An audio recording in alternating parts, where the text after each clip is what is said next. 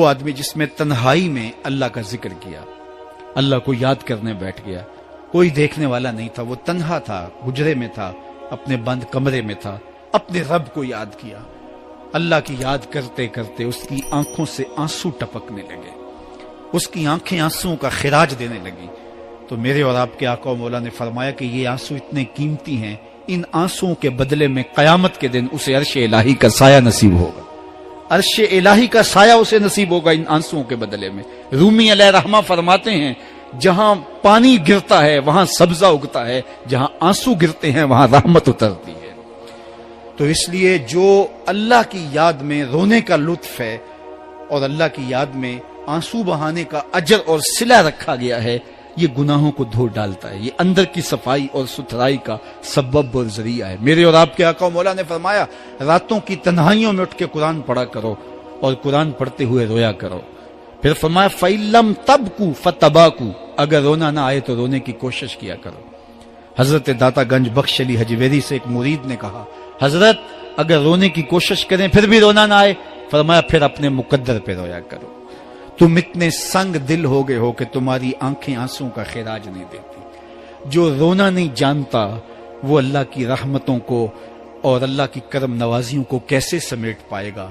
بچہ روتا ہے تو ماں دودھ دیتی ہے، جب بندہ اللہ کی حضور الہاؤ زاری کرتا ہے، عجز کرتا ہے، انکساری کرتا ہے تو اللہ کی رحمتوں کو جوش آتا ہے اور اللہ تعالیٰ کی رحمتیں اس پہ برستی ہیں اور اس کے نہ صرف گناہ معاف ہوتے ہیں بلکہ اللہ تعالیٰ اس کے گناہوں کو بدل کے نیکیوں میں تبدیل کر دیتا ہے۔ ایک فقیر تھا، ملنگ درویش، اللہ کا بندہ، اس کی عادت یہ تھی کہ اپنے ڈیرے پہ آنے والوں کو کھلاتا، ان کو پلاتا، ان کی ضروریات کا خیال رکھتا، لیکن ان کو مالی آسودگیاں نہیں تھی۔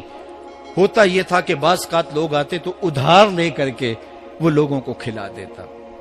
خیر چونکہ فقیر کا مزاج یہ ہوتا ہے کہ لوگ آئیں اس کے ڈیرے سے کھائیں، بابا بلے شاہ نے بھی کہا تھا نا اٹ کھڑک کے دکڑ وجے تتا ہووے چلا، آن فقیر کھا کھا جاون راضی ہووے بلا۔ یہ فقیروں کا مزاج ہے، تو جو بھی آتا اس کے ڈیرے سے کھاتا اور وہ ادھار اٹھا اٹھا کے لوگوں کی ضروریات کو پورا کرتے رہتے۔ وقت آخر آ گیا، جن لوگوں نے ادھار دیا تھا وہ سارے تقاضا کرنے آ گئے۔ اب بابا جی کو کیا فکر لاحق ہے کہ یہ میرے مہمان اور میں ان کو کچھ پیش کرنے کی صلاحیت نہیں رکھتا۔ ایک بچہ تھا، وہ کچھ سامان بیچ رہا تھا، پتیسا بیچ رہا تھا یا کوئی اور چیز بیچ رہا تھا۔ اس نے گلی سے گزرتے ہوئے آواز لگائی، خادم کو کہا سے بلا کے لاؤ، کہا تم بیچ رہے ہو تو میرے مہمانوں کو کھلا دو۔ بچہ بڑا خوش ہوا کہ میں سارا دن گلیوں میں گھوم کے یہ پتیسا بیچنا تھا، اب یہ ایک جگہ ہی سارا فروخت ہو گیا تو یہ تو موج لگ گئی، میں جلدی گھر چلا جاؤں گا، میری ماں خوش ہوگی۔ تو سارا ان مہمانوں کو کھلا دیا گیا اور اس کے بعد کہا بابا جی پیسے، کہا تم بیٹھ جاؤ، جب ان کو ملیں گے تو تجھے بھی مل جائیں گے۔ وہ بیٹھ گیا، 2 4 10 منٹ بیٹھا تو بچہ تھا، پھر کھڑا ہو گیا، بابا جی پیسے، کہا جب ان کو ملیں گے تو تجھے بھی مل جائیں گے۔ پھر آدھا گھنٹہ گزرا تو پھر اس نے کہا بابا جی پیسے، میری ماں میرا انتظار کر رہی ہے، ہمارے گھر کا چولہا اسی سے جلتا ہے، میں یہ پیسے لے کر جاؤں گا اور میری ماں کوئی ہنڈیا خریدے گی اور ہم شام کا گھر کا کوئی سلسلہ کریں گے۔ کہا بیٹا جب ان کو ملے گا تو تجھے بھی مل جائے گا۔ بچے نے رونا شروع کر دیا، یتیم بچہ تھا، اس کا سارا آسرا یہی تھا، اس نے رونا شروع کر دیا۔ جب بچہ رویا اللہ کی رحمت کو جوش آیا، کوئی مرید نذرانہ لے کے ان بزرگوں کے پاس آ گیا اور اشرفیوں کی بھری ہوئی تھیلی پیش کی۔ وہ اتنے پیسے تھے کہ اس بچے کو بھی دیے، جتنے لوگ آئے تھے سب کا قرض چکایا، کہا جاؤ گھروں کو۔ تو سب نے کہا بابا جی ہم صبح سے بیٹھے ہوئے تھے تو یہ نذرانہ دینے والا صبح سے نہیں آیا تو اب کیسے آ گیا؟ کہا صبح سے تمہارے اندر کوئی رونے والا نہیں تھا، ایک رونے والا آیا تو باقیوں کا بھی کام بن گیا۔ بعض اوقات کسی ایک شخص کی وجہ سے باقیوں کی خطائیں بھی معاف ہوتی ہیں۔ آج ہم اجتماعی طور پہ تا حد نظر اندر باہر اوپر نیچے اتنے لوگوں کے ہجوم میں اللہ کی بارگاہ سے یہ توقع رکھتے ہیں کہ مالک کتنے ہجوم میں کوئی ایک تو ہوگا جو تیرا لاڈلا ہوگا، کوئی ایک تو ہوگا جو تیرا بہت قریبی ہوگا، کوئی ایک تو ہوگا جس پہ تیری رحمتیں برسیں گی۔ تو مالک اس کے صدقے سے ہماری خطائیں بھی معاف کر دے، ہمارے گناہ بھی معاف کر دے۔ کوئی ایک رونے والی آنکھ مل گئی تو باقیوں کا بھی کام بن جائے گا۔ اٹھ فریدا ستیا تے میلہ ویکھن جا، वत कोई बख्शिया मिल जावे ते तू ही बख्शिया जावे। मेरे मालिक हम सब की खताएं माफ कर दे, हम सब से दरगुजर फरमा और हम सब के बातन को सुथराइयां दे दे, हमारे अंदर को पाकीज़गियां दे दे। बहुत वक्त मैंने और आपने साहिब गुजार लिया, तेजी के साथ जिंदगी बीत रही है। मैं अगर अपने आप को देखूं तो मेरी जिंदगी कितनी बहारें काट चुकी है।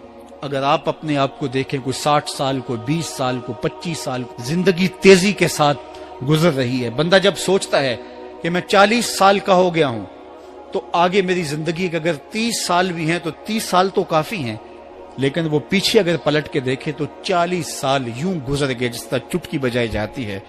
जब चुटकी बजाने के वक्त में 40 साल गुजर गए महसूस होते हैं, तो जो बाकी 30 साल अगर हुए भी वो तो गुमान है मेरा, वो तो गुमान है आपका। हमें तो एक सांस का भी नहीं पता। पूछा गया जिंदगी और मौत के बारे में क्या ख्याल है, कहा फजर पड़ी है, पता नहीं जोहर पढ़ सकेंगे या कि नहीं। कहा इतनी लंबी उम्मीदें लगाए बैठे हो, कहा जोहर पड़ी है, पता नहीं असर पढ़ने का मौका नसीब होता है कि नहीं। कहा यह भी तूले अमल है। एक बोला असर पड़ी है, पता नहीं मगरिब पढ़ सकेंगे या कि नहीं। किसी ने कहा एक रकत पड़ी है, पता नहीं दूसरी रकत भी पढ़ना नसीब होती है या नहीं। कहा ये सब तुम्हारे मुंह की बातें हैं। मैं तो कहता हूं एक तरफ सलाम फेरा है, पता नहीं दूसरी तरफ सलाम भी फेर सकेंगे या कि नहीं। क्या मौत इतनी करीब नहीं है? हमने अपनी आंखों के सामने लोगों को जुदा होते यूं नहीं देखा है। हम कहते हैं इसकी खबर सुना रहे हो मौत की, ये तो मैंने अभी सब्जी वाली दुकान पे देखा था। लेकिन जब मौत आती है तो एक लम्हे का तकद्दुम और ताखुर नहीं होता।